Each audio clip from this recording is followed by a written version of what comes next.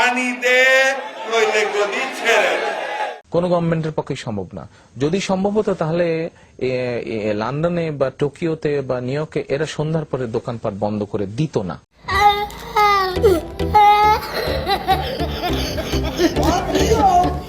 গত বছরের ডিসেম্বরে তারেক রহমান দীর্ঘ 17 বছরের প্রবাস জীবন ছেড়ে বাংলাদেশে এসে নেতাকর্মীদের উদ্দেশ্যে বলেন, I have a plan. Bangladesh জাতীয়তাবাদী দলের একজন সদস্য হিসাবে আপনাদের সামনে আমি বলতে চাই, আই হ্যাভ এ প্ল্যান। যদিও তার এই প্ল্যান কি তিনি কখনো খোলাসা করে বলেননি, কিন্তু আমরা যারা মূর্খ বাঙালি আছি তারা মনে করেছিলাম ভাইয়া যখন বলেছে ভালোর জন্যই বলেছে। তাই এবছরের ফেব্রুয়ারি নির্বাচনে জনগণ মন খুলে বিএনপিকে ভোট দেয়। বিপুল সংখ্যাগরিষ্ঠতা নিয়ে সরকার গঠন করে বিএনপি। তারেক রহমান সশস্ত্র চিত্রে শপথ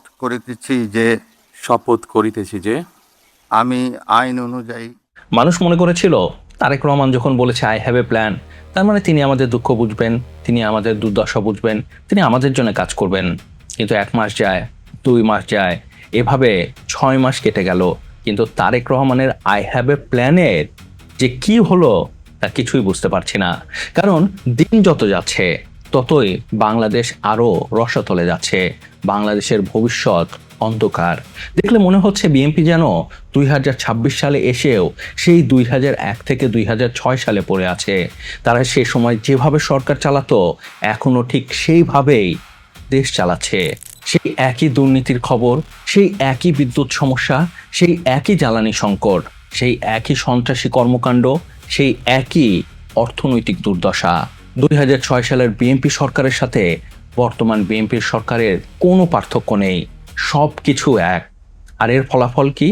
ফলাফল বিদেশি বিনিয়োগে উগান্ডা, ঘানার চেয়েও পিছিয়ে বাংলাদেশ। আরে বিদেশি বিনিয়োগ তো বাদ দিন, দেশি বিনিয়োগেও ভাটা পড়েছে।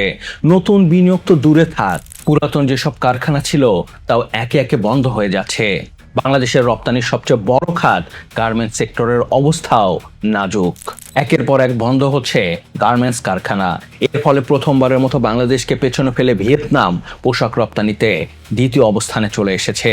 আর এই যে পোশাক কারখানা বন্ধ হচ্ছে, এই পোশাক কারখানা বন্ধ হওয়ার ফলে বাংলাদেশে আরো একটি নতুন সংকট তৈরি করছে। আর তা হচ্ছে মাত্র 1 বছরে বাংলাদেশের বেকার সংখ্যা বেড়েছে বেশি না, মাত্র 1,70,000। বর্তমানে বাংলাদেশে মোট বেকারের সংখ্যা 26 লক্ষ ছাড়িয়ে গেছে। বিএনপি সরকার বলে তারা নাকি 1 বছরের ভিতরে 1 কোটি কর্মসংস্থান তৈরি করবে। আরে 1 কোটি কর্মসংস্থান তৈরি করতে হবে না, যাদের চাকরি গেছে বা চাকরি যাচ্ছে সেগুলো বাঁচানোর ব্যবস্থা করুন। কোনো প্ল্যান আছে কিভাবে বাঁচাবেন? কোনো প্ল্যান নেই, শুধু বড় বড় কথা, কাজের বেলায় ঠনঠনা। এই হচ্ছে বিএনপি। আমি জানি অনেকেই আছেন যারা স্বরাষ্ট্রমন্ত্রী শিলং সালাউদ্দিনের সাথে গলা মিলিয়ে বলবেন, আরে 6 মাস কোনো সময় হলো? সরকারের বয়স 5.5 মাস 6 মাস। এখন এই রাস্তায় বক্তৃতা দিচ্ছে ব্যর্থ সরকার, আর ব্যর্থ হওয়ার জন্য তো একটা সময় লাগে। মানে 6 মাস কোনো সময় না, আর 6 মাসে অনেক কিছু পরিবর্তন হয়ে যাবে। আমি সেটি চাইও না, আমি শুধু একটি জিনিস দেখতে চাই, আর সেটি হচ্ছে তারা এই সমস্যার সমাধানে কাজ করছে, তারা জিনিসটাকে সিরিয়াসলি নিয়েছে। কিন্তু দুঃখজনক ব্যাপার হচ্ছে এরকম কোনো কিছুই দেখা যাচ্ছে না, কোনো ধরনের পরিকল্পনায় নেই, চারিদিকে শুধু অপরিকল্পনার ছাপ।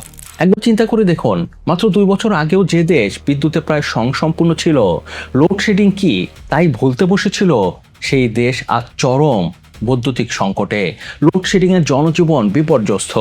লোডশেডিং এর জন্য ছাত্ররা ক্লাসের পরিবর্তে খোলা মাঠে পরীক্ষা দিচ্ছে। আর আমার ছেলে মেয়েরা ছোট ছোট লেখাপড়া করতে পারে না, সন্ধ্যা হইতে কারেন্ট থাকে না, আর সারা রাইতে কারেন্ট থাকে না। অনেক সময় কারেন্ট আইয়ে 10 মিনিট থাকে, আর সারাদিনে কারেন্ট নাই। কিন্তু বিদ্যুৎ মন্ত্রীর কথা শুনলে মনে হয় আরে সে তো মহাপুরুষ, ধোয়া তুলসী পাতা, তার কোনো দোষ নেই, সব দোষ সাধারণ বাঙালির। তারা এসব ভুয়া তথ্য ছড়াচ্ছে। আরে লোডশেডিং বলে কিছু আছে নাকি?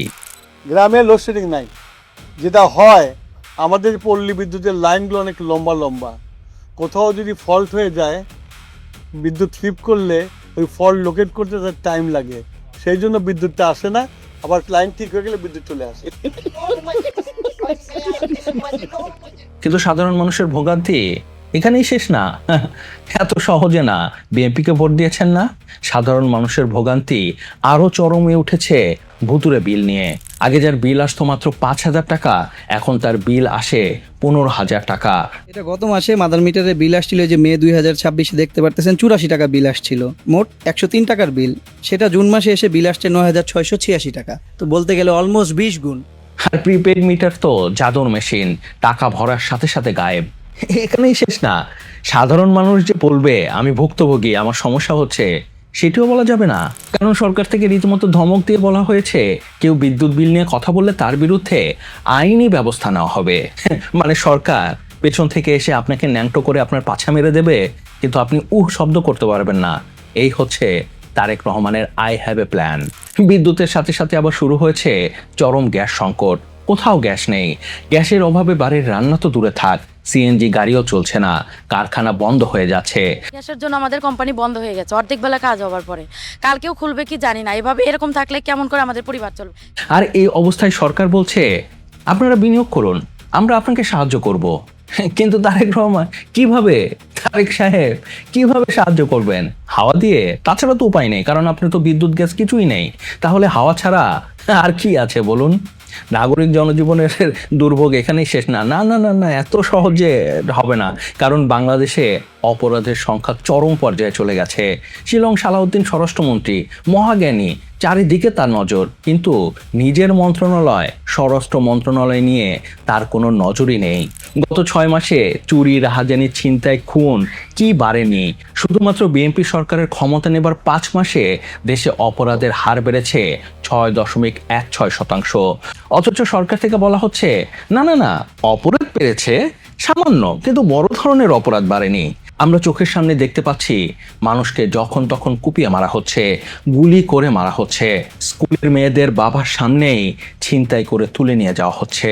কিন্তু বিএনপি চোখে এগুলো বড় কোনো অপরাধ নয়, ছোটখাটো অপরাধ, এগুলো কোনো বড় কোনো অপরাধ হলো নাকি? এই হচ্ছে তারেক রহমানের আই হ্যাভ এ প্ল্যান। আর এই আই হ্যাভ এ প্ল্যানের অংশ হিসেবেই ভারত থেকে 24 টাকায় কিনে আনা কাঁচামরিচ এখন 200 টাকা, কোনো সবজি 100 টাকার নিচে নেই। প্রত্যেকটা জিনিসই দ্বিগুণ দাম বেড়ে গেছে। ইলিশ মাছ তো ধরা ছোঁয়ার বাইরে, মানুষ নাগালের বাইরে, কোনো কিছু এখন আমাদের নাগালের মধ্যে নাই। সাধারণ মানুষের বাঁচার পথ তো অনেক আগেই কমে গেছে। আমার ইনকাম হচ্ছে মাসে 9,000 টাকা, তো আমি একটা লাভ খাইতো 100 টাকা দিয়ে। মানে সাধারণ মানুষের ক্ষমতার বাইরে চলে গেছে বাজার। আর ইলিশ ভুলে যান, ওটি আই হ্যাভ এ প্ল্যান হয়ে গেছে। আর চাঁদাবাজি বেড়েছে মহামারীর মতো। বিএনপির লোকজন এই 17 বছর ধরে হা করেছিল কখন তারা সুযোগ পাবে, আর সুযোগ পাওয়ার সাথে সাথে সব গিলে খাচ্ছে। বিএনপির চাঁদাবাজির হাত থেকে ফুটপাত থেকে শুরু করে বাস স্ট্যান্ড, এমনকি ফকির পর্যন্ত রেহাই পাচ্ছে না।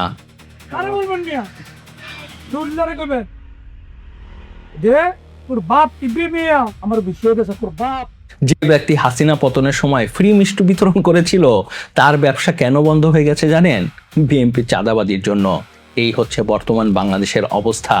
চারিদিকে নগ্ন প্রতিযোগিতা শুরু হয়েছে, কে কার চেয়ে বেশি করে খাবে। ফলাফল, বিএনপি সরকার আসার 3 মাসের মাথায় নতুন কোটিপতি বেড়েছে 2209 জন। বিএনপির একটি কমন ডায়লগ হচ্ছে আওয়ামী লীগ গত 17 বছরে বাংলাদেশের সব টাকা পাচার করে বাংলাদেশকে ফোকলা বানিয়ে দিয়েছে। ওকে, কোনো সমস্যা নেই, মেনে নিলাম, কি যা আছে। বিএনপি আওয়ামী লীগ কি আমার কি কেউ নাকি? তো আওয়ামী লীগ ফোকলা বানিয়ে দিয়েছে, কিন্তু প্রশ্ন হচ্ছে 17 বছর তো আওয়ামী লীগ আকাম কুকাম করেছে, এখন টাকা পাচার করছে কে? কারণ বেশি না, মাত্র 1 বছরে সুইস ব্যাংকে বাংলাদেশিদের আমানত বেড়েছে 41%। এই যে 41% বেশি টাকা বাড়লো, তার মানে নিশ্চয়ই কেউ না কেউ টাকা পাচার করেছে। কারা তারা? নিশ্চয়ই আওয়ামী লীগ না। শিলং সালাউদ্দিন তো সারাদিন বলে বেড়ায় যে আওয়ামী লীগ বলতে বাংলাদেশে কিছু নেই, আওয়ামী লীগের তো কোনো অস্তিত্ব নেই। তাহলে এই যে টাকা পাচার করলো, এই টাকা কারা পাচার করলো? এটি কি সেই আই হ্যাভ এ প্ল্যানের অংশ? আরো হাস্যকর ব্যাপার হচ্ছে, বাংলাদেশের সাধারণ মানুষের অবস্থা যখন চরম খারাপ, ঠিক তখন বিএনপি সরকারের মন্ত্রীরা বলছেন তাদের নাকি বেতন দিতে হবে 10 লক্ষ টাকা। এখন যে তারা লক্ষ টাকার বেতন পান, ফ্রি বাড়ি, ফ্রি গাড়ি সুবিধা পান, তাতে নাকি তাদের সংসার চলে না। মন্ত্রীদের জন্য ন্যূনতম 10 লাখ টাকা তাদের বেতন হওয়া উচিত, এমপিদের 5 লাখ টাকা বেতন হওয়া উচিত। আহা আহা আহা, শুনে কলিজা ঠান্ডা হয়ে গেছে। মনে হচ্ছে এদের এমন পুরস্কার দেই, এদের কি পুরস্কার দেই? ন্যাংটা করে এদেরকে যদি ঝুলিয়ে পাছায় পেটানো যেত, আহা আহা, শান্তি পেতাম, একদম মন ঠান্ডা হয়ে যেত।